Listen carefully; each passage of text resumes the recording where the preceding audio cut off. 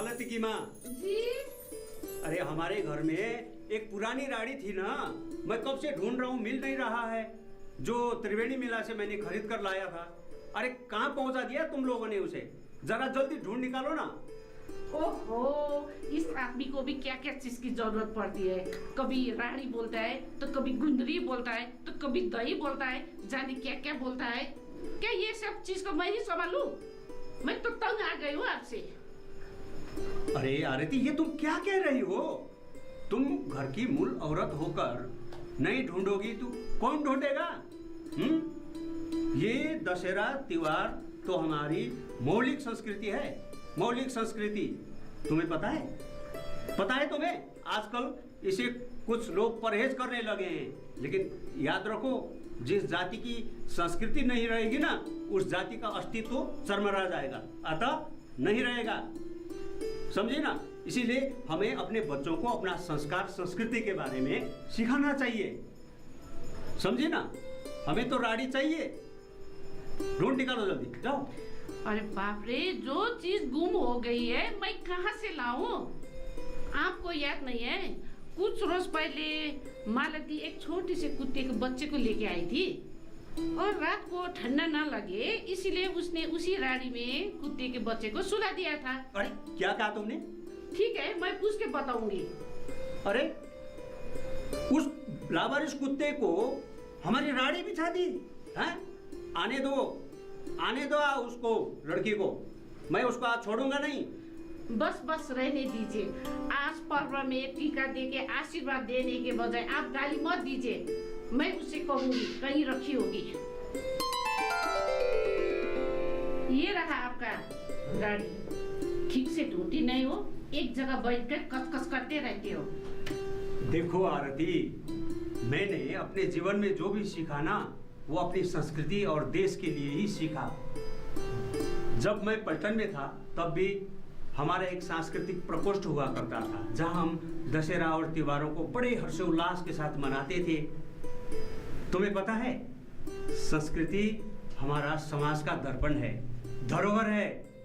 अगर संस्कृति नहीं रहेगी तो किसी जाति के परिचय भी नहीं रहेगा। रहने दो। आपका ये लेक्चर तो ना शादी के बाद से सुनती आ रही हूँ। छोड़ो, अब तो हमारा योगेश का आने का टाइम भी हो गया है। मालती कहाँ है? वो खेल रही होगी बाहर। भाभी। अरे योगेश आप? भाभी मैं घर जा रहा हूँ। वैसे तो कल ही जाना था, मगर क्या करें, इमरजेंसी ड्यूटी आ गया ना, इसलिए। इस बार आप लोग कहीं जा रहे हैं क्या? नहीं, इस बार हमारा दशहरा नहीं है ना, तो हम कहीं नहीं जाएंगे। अंदर आइए ना। नहीं ठीक है, मैं यहीं थोड़ा जल्दी में हूँ। सुनिए ना, वो हमारा पासंग है ना, वो चाबी ले जाना भूल गया है, तो इसीलिए मैं ये चाबी आपको देने के लिए आया हूँ। ये चाबी रख दीजिए। पासंग भी कर गया है? हाँ, वो घर गया है, उसका चाबी नहीं ले गया ना, वो इधर ही छोड़ के चला गया, इसीलिए आते वक्त लगता है कि थोड़ा लेट हो जाएगा, इसीलिए कोई चाबी छोड़ दो। हाँ, लेट तो नहीं है ना। सुना है आपको गांव में कोई दिल खोल के देने वाली है। नहीं भाभी, ऐसा नहीं। ठीक है, ठीक है, बाय।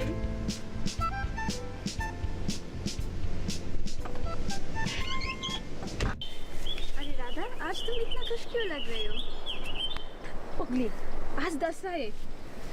आज तो माँ बाप के हाथों का टीका लगाने का और आशीर्वाद लेने का दिन है, तो फिर खुश ना होकर रोए क्या? सिर्फ इतना ही? तुम्हारी खुशी के कारण मुझे भी पता है। क्या पता है तुम्हें? योगेश भैया भी आज घर आ रहे हैं। तो मैं क्या करूं?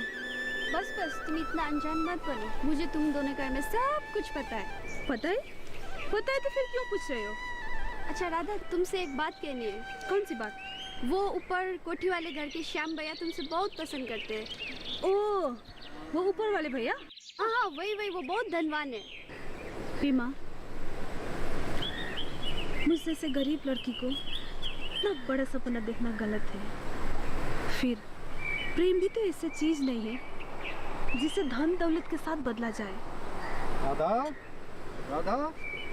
अरे बीमा, मैं तो भूल ही गई, आज तो दशहरा है, माँ बाप के हाथों का टीका लगाने का दिन है। मैं तो चली, बाय। फिर श्याम भैया पूछे तो मैं क्या कहूँ? तुम्हें जो मन में आई वही बता दो, मैं तो चली।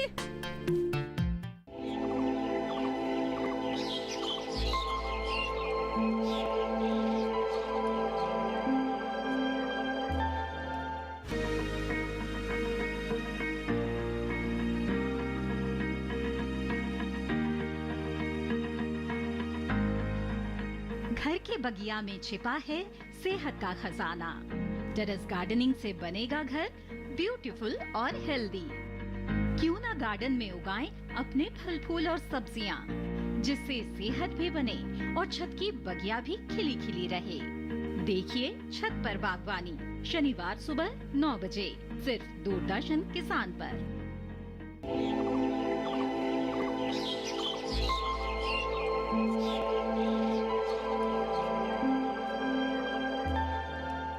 हम अपने बेटे योगेश को नौ दुर्गा भवानी को साक्षी रखकर यह आशीर्वाद देते हैं कि स्वास्थ्य अच्छा रहे, लंबी उम्र हो, और भगवान ये आशीर्वाद दें कि हमारा जो अपना राज्य सिक्किम और देश, अपना देश को हमेशा आगे ले जाने का ऐसा आशीर्वाद दें। जब हमारा बेटा छोटा था तो एक साधु ने आकर क्या कहा था? क्या कहा था? वैसे साधु तो आते हैं जाते हैं, मैं तो भूल जाती हूँ। अरे कैसे भूल गई? एक साधु ने कहा था तुम्हारा बच्चा जो है बड़ा होके बहुत महान व्यक्ति बनेगा। भूल गई? शायद बड़ा अफसर बनेगा। अरे अफसर बनना ही बड़ा बनना नहीं होता है। कई ऐसे रास्ते हैं जो दूसरे पद्धति से, दूसरे रास्तों से भी व्यक्ति महान बन सकते हैं, वो बताया साधु ने। चलो, साधु ने जो आशीर्वाद दिया था वो पूर्ण हो, मैं वो भी आपको आशीर्वाद देता हूँ। चलो। हाँ, अब मेरी लाडली बेटी काली की बारी है। बाबा, काली तो मत कहिए ना। अरे तेरे को प्यार से कह रहा हूँ। हाँ, चल ललाट इधर कर। चलो। माँ दुर्गा भवानी हमारी बिटिया को बहुत बहुत आशीर्वाद दे। बड़ी अच्छी और बड़ी भाग्यशाली बनना, हाँ, संपन्न बनना। हम माँ बाप के आशीर्वाद तुम्हारे साथ है सदैव। क्या करें, हम लोग उतना धनवान भी तो नहीं है। ऐसा ना कहो माँ, मेरे लिए आप लोग ही सबसे धनी लोग हैं। सिर्फ रुपया पैसा से आप भी धनवान नहीं होते, हृदय बड़ा होना चाहिए। क्या करूं, मैं अपने बीमारी के कारण से कुछ नहीं कर पा रहा हूँ। एक तुम ही हो, दूध बेचकर हमारा पालन पोषण कर रही हो बिटिया। अकेली मैं ही नहीं, मेरी साथियाँ भी दूध और सब्जियाँ बेचकर ही पढ़ रही है। अपना काम करने में शर्म किस बात का? पिताजी, माँ, आप लोग बेटा नहीं है सोचकर अफसोस मत कीजिएगा। मैं मेहनत करके पढ़ूंगी, नौकरी करूंगी और उसके बाद आप लोग का सपना पूरा करूंगी। मैं ही आप लोग का बेटा हूँ।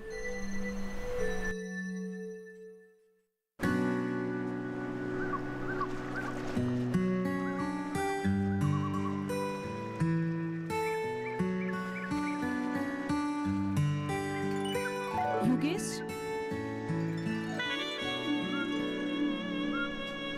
अरे राधा तुम? हाँ, बस्ती में आने के बाद आप हमेशा इस समतल पत्थर पर बैठकर किसका इंतजार करते हैं? किसका इंतजार करो? इतने भी नहीं समझती? तुम क्या बात कर रही हो? क्या बात करती हो? अगर मैं नहीं होती हूँ तो भी आप अकेले बैठकर कुछ न कुछ सोचते रहते हैं। क्या शहर में भी कोई है जिसे सोचते हैं? अरे बुद्धू, इधर बैठो। हाँ, अरे शहर में तुम जैसी सुशील, सुंदर, निष्कपट, दिल वाली कहाँ मिलती जिसे मैं सोचूं? मैं तो ये सोचकर बहुत परेशान हूँ कि तुम जैसी सुशील, सुंदर और फूल जैसी मेरी राधा को कोई ना उठा ले जाए। ये सोचकर मैं बहुत परेशान हूँ। आपने तो फिर शर्म आने की बात कही है। माँ को बता दूं क्या? इसमें शर्माने की बात ही क्या है? सुनो, आप अपनी माँ और बापूजी को मत बताना, नहीं तो बहुत प्रॉब्लम क्रिएट हो जाएगा, समझी ना? ये जरा ज्यादा ही हो रहा है। आपके मन में जो आए वही बोलते जा रहे हैं। मेरा भी दिल है। तो फिर दूसरे का दिल नहीं दुखता है क्या?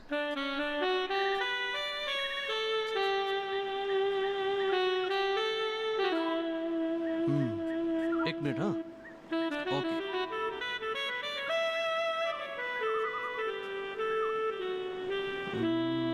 ये रख लो, मेरी तरफ से एक छोटी सी भेंट।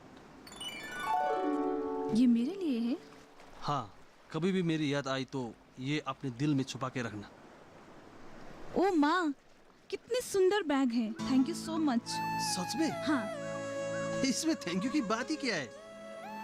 पसंदीदा आदमी जो भी देता है ना, वो पसंद आते ही है। इसको तो मैं जिंदगी भर संभाल के रखूंगी। अरे पगली, ये वाली चीज जिंदगी भर कहाँ टिकती है? लेकिन मैं तो टिकाऊंगी। ठीक है।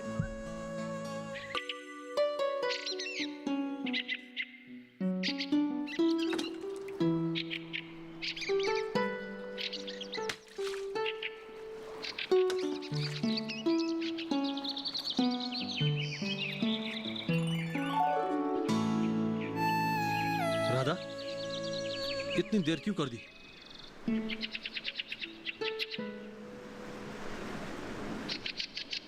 बाबा का प्रेशर की दवा लेने के लिए ठाकुरी चाचा की दुकान तक जाना पड़ा, इसलिए देर हो गए। आपको बहुत देर इंतजार करना पड़ा ना, सॉरी। अच्छा, आप गैंगटॉक कब जा रहे हैं? कल। कल? दशहरे की छुट्टी तो लंबी होनी चाहिए ना, तो फिर आप कल ही क्यों जा रहे हैं?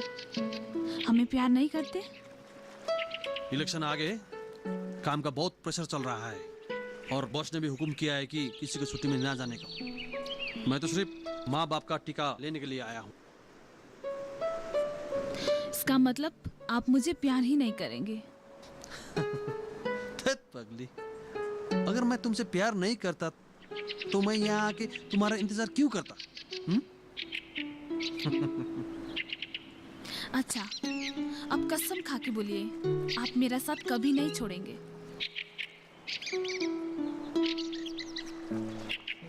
कसम तो बहुत किस्म के होते हैं बुद्धू।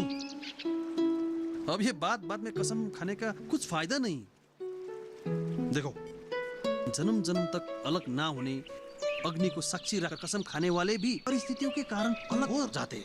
ये कसम खाने से कुछ फायदा नहीं। इसका मतलब आप मुझे प्यार ही नहीं करते हैं ना? तुम बहुत सोची हो पगली, तुम प्यार की परिभाषा नहीं समझती हो। ओह, अरे बहुत टाइम हो गया, मुझे जाना है। बस, मैं आपके साथ बात ही नहीं करती हूँ। मैं शहर की लड़की जैसी नहीं हूँ, मैं सुंदर भी नहीं हूँ, इसलिए ना।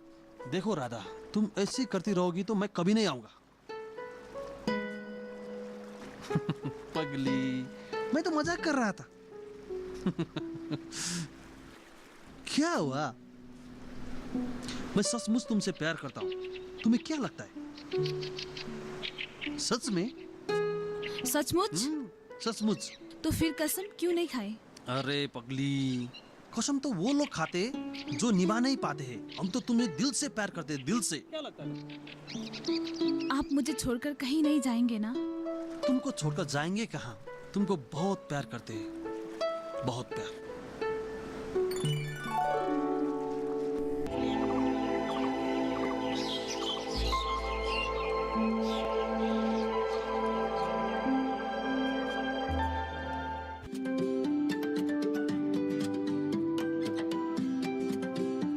बात अच्छी सेहत की हो, किसी तरीके की लापरवाही नहीं करो, किसी तरीके का समझौता ना करो।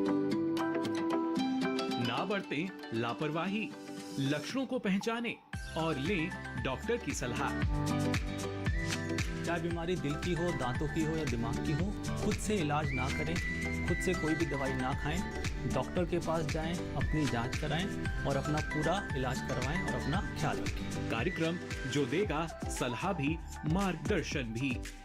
मोबाइल उठाएं, नंबर मिलाएं 1800113060 या 1800113061।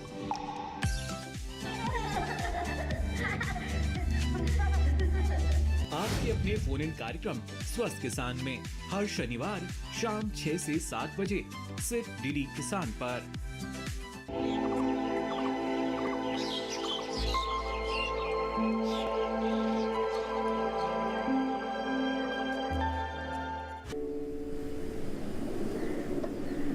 बाबा, मैं जा रहा हूँ।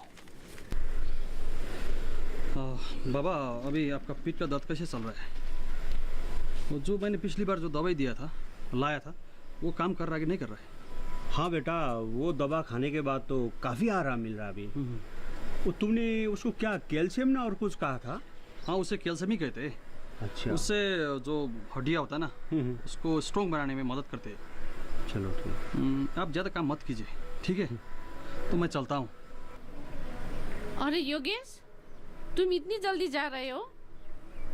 ठीक है, नाश्ता खा के जाना। नहीं माँ, मैं ऑलरेडी लेट हो चुका हूँ। मुझे गाड़ी भी पकड़ना है, मुझे जाना है, लेट हो रहा हूँ। ठीक है बेटा, अपना भी ख्याल रखना। ठीक। योगेश भैया, जो मैंने कहा था ना वो कब ला दोगे? क्या कहा था तुमने? मुझे कुछ याद नहीं आ रहा है। मोबाइल देखिए ना, मेरे पास पुराना मॉडल का ही मोबाइल है। कॉलेज में सब लोग मेरा मजाक उड़ाता है। कोई लगा तो अच्छा है तो। नहीं, मजाक कर रहा हूँ, मजाक कर रहा हूँ। ठीक है, इस महीने तो नहीं होगा, अगले महीने ला दूंगा। ठीक है? खुश? नहीं चाहिए, नहीं चाहिए। ये तो घर का काम काज छोड़ के सारा दिन मोबाइल पे चिपकी रहती है। ये मोबाइल भी ना बच्चे लोगों को बिगाड़ता है। माँ क्या बोल रही? सुना? माँ बाप का हेल्प करना और कॉलेज के आने के बाद होमवर्क भी करना, ठीक है? ला दूंगा अगली बार। नहीं, कुछ नहीं। चाचा जी। अरे राधिका बेटी, तुम? जी। माँ ने योगेश के लिए कुछ सब्जियां भेजी। अरे राधिका, इसका क्या जरूरत था? लास्ट टाइम भी तो दिया था। बाजार में तो सब कुछ खरीदना पड़ता है। ये तो बस्ती में उगा हुआ सब्जी है, फिर इसका स्वाद कुछ अलग होता है। लीजिए ना। ठीक है, थैंक यू। बहुत भारी है।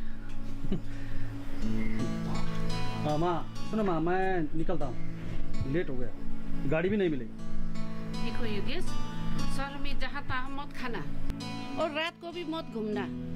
जमाना ठीक नहीं है, न जाने कब क्या हो जाए। ठीक है बेटा? ठीक है, मैं चलता हूँ। तुम पढ़ाई ठीक से करना। जी।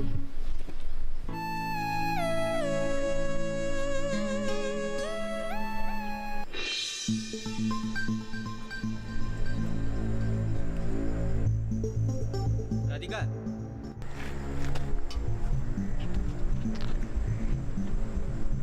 आज तो तुम्हें मेरा बात सुनना ही पड़ेगा। मुझे देर हो रही, मैं चलती हूँ। प्लीज राधिका, मेरा बात सुनो। जिस दिन से मैंने तुमको देखा, उसी दिन से तुमको मैं दिल से प्यार करता हूँ। देखिए श्याम भैया, ये सब बेकार की बातें हैं। आप और मुझ में आकाश और पाताल के अंतर है। मैं गरीब हूँ, मेरे माँ बाप आपकी ही जमीन में रहकर मजदूर करते हैं। आप जितना भी कोशिश करें तो भी आपके परिवार इस बात को स्वीकार नहीं करेंगे। इसलिए मेरा पीछा करना छोड़ दो, मैं आपके आगे हाथ जोड़ती हूँ। ऐसा मत कहो राधिका, मुझे सचमुच तुमसे प्यार हो गया है। धनी गरीब उच्च नीच का मुझे कोई वास्ता नहीं है, सिर्फ मैं तुमसे प्यार करता हूँ, बस। लेकिन मैं आपसे प्यार कर नहीं सकती, प्लीज मुझे जाने दीजिए। लेकिन